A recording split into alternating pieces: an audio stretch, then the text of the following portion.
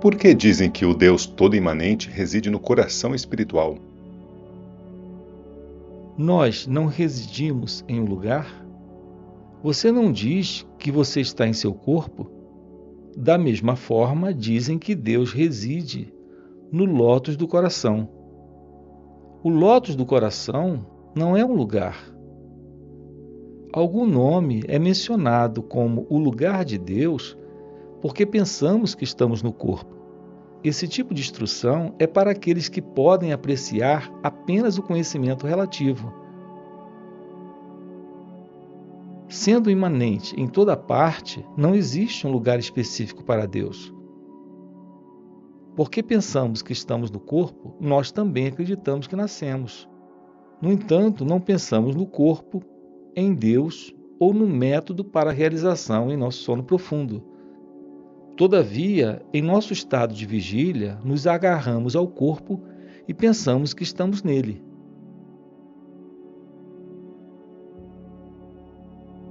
O Ser Supremo é aquele a partir do qual nasceu o corpo, no qual ele vive e no qual ele se dissolve. Nós, entretanto, pensamos que residimos dentro do corpo.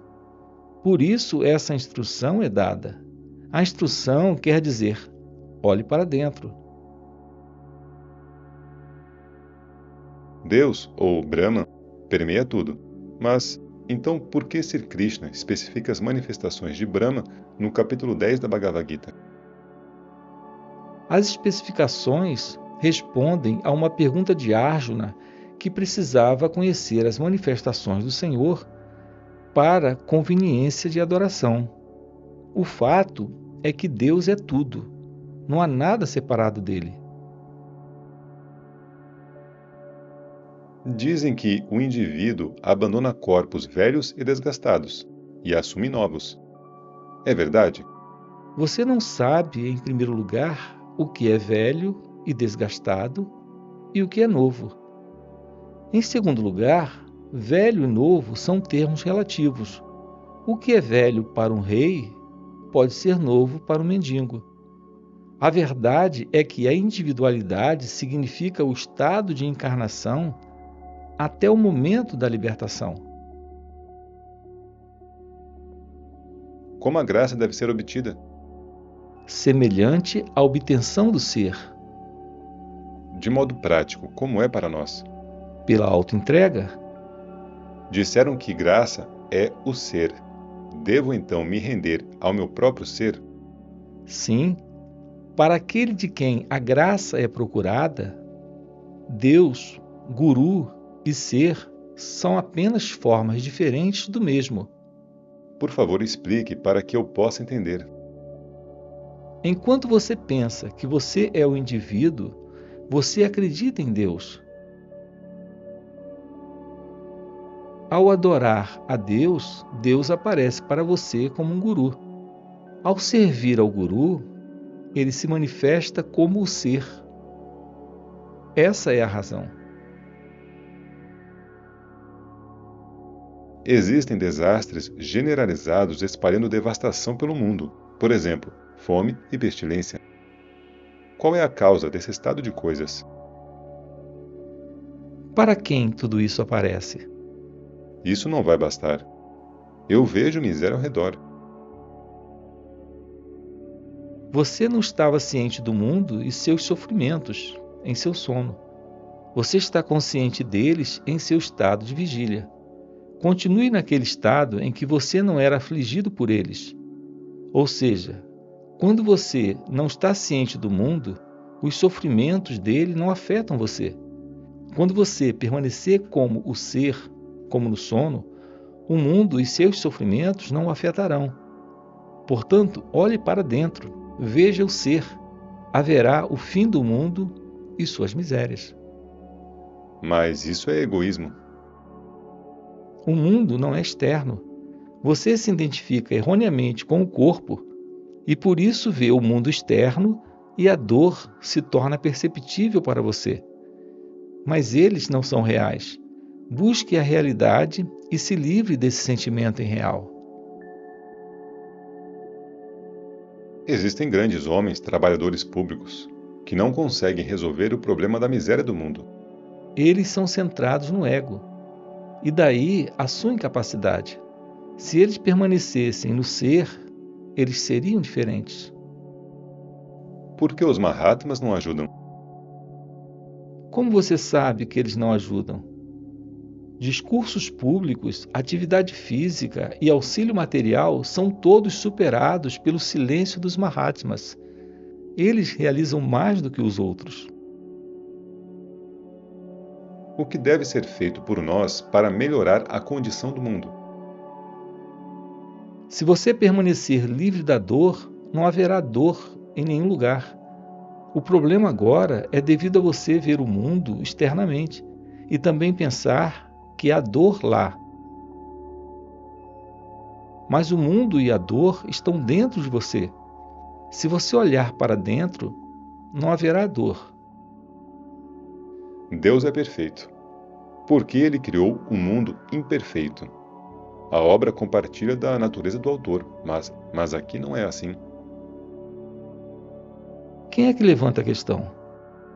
Eu, um indivíduo. Você está separado de Deus para fazer essa pergunta? Enquanto se considera o corpo, você vê o mundo como externo. As imperfeições aparecem para você. Deus é perfeição. A sua obra também é perfeição, mas você a vê como uma imperfeição por causa da sua identificação errada. Por que o ser se manifesta como esse mundo miserável? Para que você possa procurá-lo. Os seus olhos não podem se ver. Coloque um espelho diante deles e eles se veem. Da mesma forma com a criação. Veja a si mesmo primeiro, e então veja o mundo inteiro como ser. Então se resume a isto, que eu sempre devo olhar para dentro. Sim, Eu não devo ver o mundo? você não é instruído a fechar os olhos para o mundo. Você deve apenas ver a si mesmo e depois ver o mundo inteiro como ser. Se você se considera como o corpo, o mundo parece ser externo. Se você é o ser, o mundo aparece como Brahman, a suprema e absoluta realidade. Eu tenho lido o texto Os 5 Hinos. Eu acho que os hinos são dirigidos a Arunachala por você. Você é um advaitista. Como então você se dirige a Deus como um ser separado? O devoto, Deus e os hinos são todos o ser. Mas você está se dirigindo a Deus. Você está especificando o Monte Arunachala como Deus. Você pode identificar o ser com o corpo. O devoto não pode identificar o ser com Arunachala? Se Arunachala é o ser, por que ela deveria ser especialmente escolhida entre tantas outras montanhas? Deus está em toda parte. Por que você o especifica como Arunachala? O que atraiu você da sua cidade para este lugar? O que atraiu todas essas pessoas em volta? Sri Bhagavan. Como eu fui atraído para cá? Por Arunachala. O poder não pode ser negado. Além disso, Arunachala está dentro e não fora. O ser é Arunachala.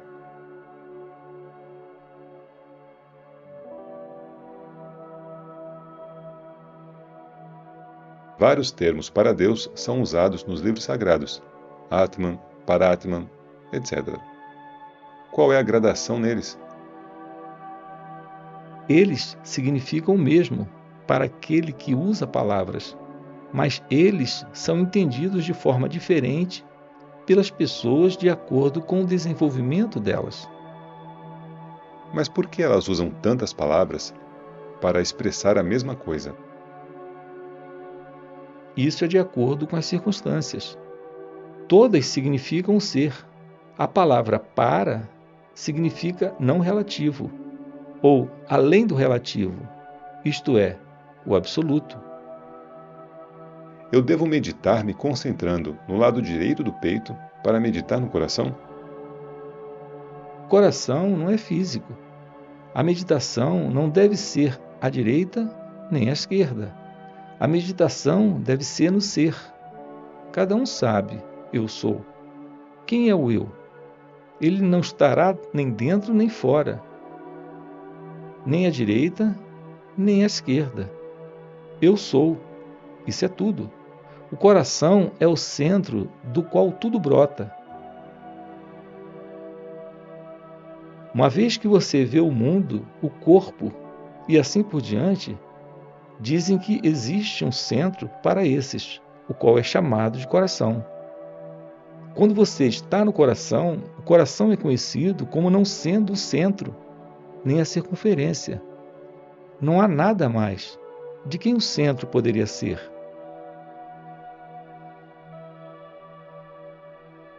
Eu posso considerar que o ser e o não ser são como a substância e sua sombra? A substância e a sombra são para quem vê apenas a sombra e a confunde com a substância. Mas não há substância nem sombra para quem está ciente apenas da realidade.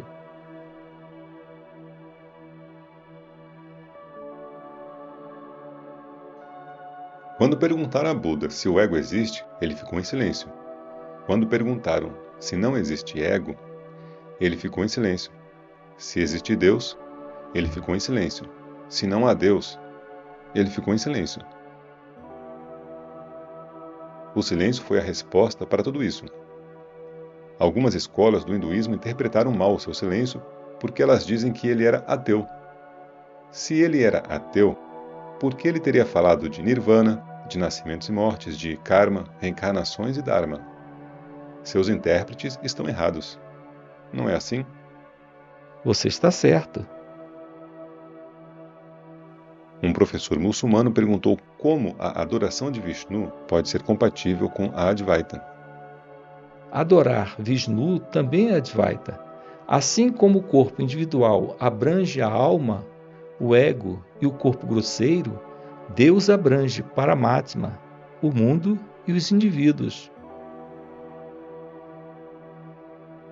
Bhakti, ou devoção, não implica dualidade? A constante contemplação de sua real natureza é chamada Bhakti. Bhakti e autoinvestigação são o mesmo. O ser dos advaitistas é o Deus dos Bhaktas. Existe uma hierarquia espiritual de todos os proponentes originais de religiões cuidando do bem-estar espiritual dos humanos? Que exista ou não, isso é só uma suposição, na melhor das hipóteses. Atma é autoevidente. Conheça-o e acabe com as especulações. Alguém pode admitir tal hierarquia, outro não, mas ninguém pode negar o Atma. No decorrer da conversa, alguém se referiu ao fato de que quando o Sr. Brunton e uma dama estavam caminhando para casa à noite, eles viram um brilho intenso na metade da montanha, movendo-se devagar e suavemente de norte a sul. Essa montanha é considerada sabedoria em forma visível. E como ela é visível para o olho físico? O poeta Sambandar cantou: "Para aquele que cativou o meu coração, eu canto sobre ele em minha mente." O coração é cativado. Consequentemente, a mente deve ter mergulhado no coração. E ainda existe a lembrança que permite ao santo cantar sobre Deus mais tarde. Então, a experiência de um jovem discípulo foi mencionada. O jovem, educado e em boas condições, de boa saúde e mente sóbria, estava uma vez encarando a imagem de Sri Bhagavan em sua casa e meditando sobre a figura. A figura apareceu de repente animada com vida, que lançou o jovem em um espasmo de medo. Ele gritou por sua mãe. Sua mãe veio e perguntou-lhe qual era o problema. Ele estava cercado por seus parentes que ficaram perplexos com a aparência dele. Ele estava ciente da presença deles, mas ainda assim estava dominado por uma força misteriosa a qual ele tentou resistir. Ele ficou inconsciente por um curto período de tempo. Um medo tomou conta dele quando ele recuperou a consciência. as pessoas ficaram ansiosas e tentaram avivá-lo com medicamentos.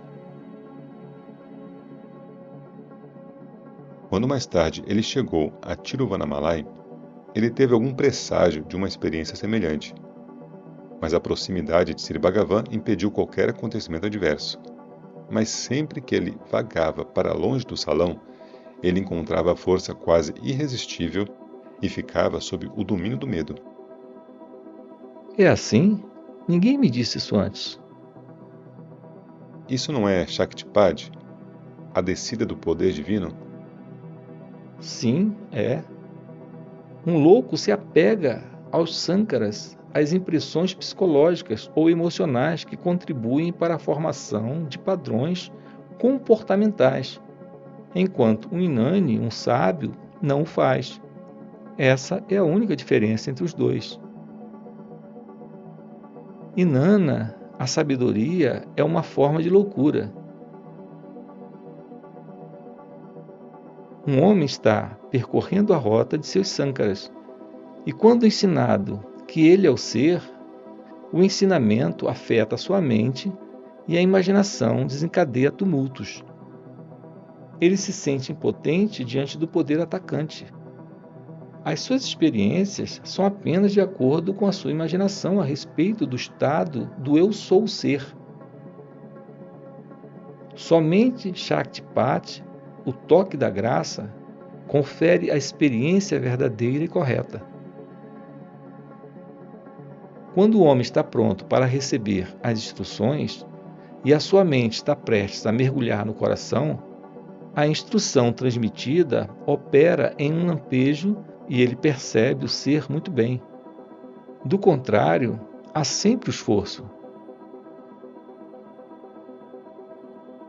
Um senhor chegou com seu irmão, uma companheira e um guarda-costas corpulento. Quando entrou no salão, ele saudou o Maharshi com grande respeito e sentimento, e sentou-se num cobertor de lã diante de Sri Bhagavan. Sri Bhagavan então estava lendo um artigo no jornal sobre a reencarnação de um menino. O menino tem agora 13 anos e ensina na escola secundária do governo. Quando tinha 3 anos, ele costumava cavar aqui e ali. Ele dizia que estava tentando recuperar algo que ele tinha escondido na terra. Quando ele tinha 4 anos, uma cerimônia matrimonial foi celebrada em sua casa. Quando partiram, os convidados observaram com humor que eles retornariam para o casamento desse menino. Mas ele se virou e disse: "Eu já sou casado. Eu tenho 2 esposas." Então ele pediu para ser levado a uma determinada aldeia. E ali ele apontou para 2 mulheres e disse que eram suas esposas. Sabe-se agora que um período de 10 meses decorreu entre a morte do marido delas e o nascimento desse menino. Quando isso foi mencionado para o senhor, ele perguntou se era possível conhecer o estado pós-morte de um indivíduo. Alguns nascem imediatamente depois, outros depois de algum período de tempo. Alguns não renascem nesta terra, mas acabam por obter a salvação em alguma região superior. E muito poucos são absolvidos aqui e agora. Eu não quis dizer isso. É possível saber a condição de um indivíduo após sua morte? É possível, mas por que tentar conhecê-la? Todos os fatos são somente tão verdadeiros quanto o buscador. O nascimento de uma pessoa, sua existência e morte são reais para nós.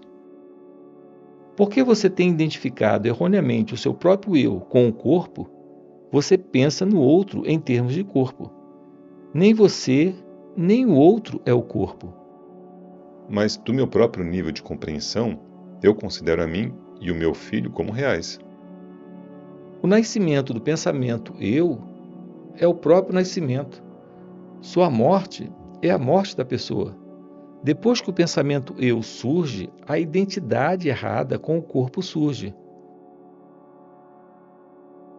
Achando-se o corpo, você dá valores falsos aos outros e os identifica com corpos. Assim como o seu corpo nasceu, cresce e perecerá, assim também você acha que o outro nasceu, cresceu e morreu. Você pensou em seu filho antes do nascimento? O pensamento veio depois do nascimento dele e persiste mesmo após sua morte. Visto que você está pensando nele, ele é seu filho. Para onde ele foi? Ele foi para a fonte da qual ele surgiu. Ele é um com você. Enquanto você existir, ele existirá também. Se você deixar de se identificar com o corpo, mas ver o ser real, essa confusão desaparecerá. Você é eterno. Será descoberto que os outros também são eternos.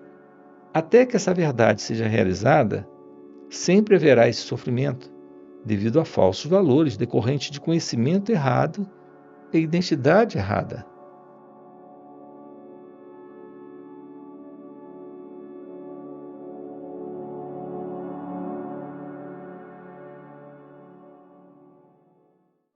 Os objetos, sentimentos ou pensamentos são todos concepções mentais. A mente surge após o surgimento do pensamento eu ou ego. De onde o ego surge? Da consciência abstrata ou inteligência pura. É a alma